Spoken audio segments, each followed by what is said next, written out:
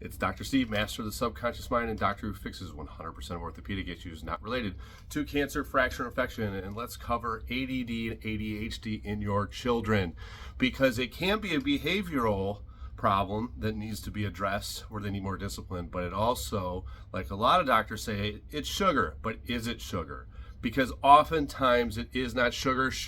Correlation is not causation. So doctors and people love to blame sugar and point out that it lights up certain receptors in the brain, and your cerebellum then lights up and your neocortex lights up, and the same reactors that are in cocaine light up when you eat sugar. While this may be true, we can minimize that. So is this really a case where sugar is a problem, or is you can't utilize the sugar because the cell can't function?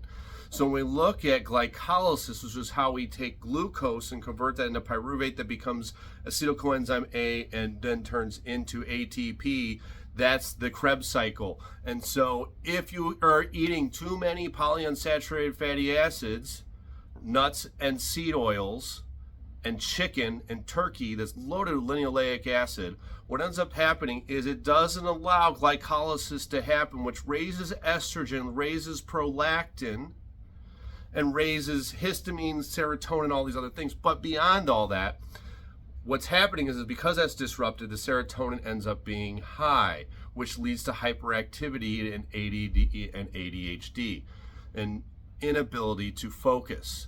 So it's the actual seed oils that are disrupting glycolysis, not allowing you to utilize the glucose.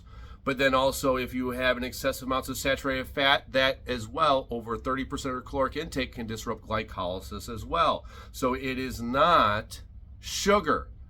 Demonizing sugar is not going to solve the problem. It will short term, but long term, if you demonize sugar and you blame sugar for all the problems, you're going to have high cortisol, high histamine, high serotonin on a regular basis from the eating proteins and fats only, which is going to lead to heart disease, dementia, diabetes, and cancer.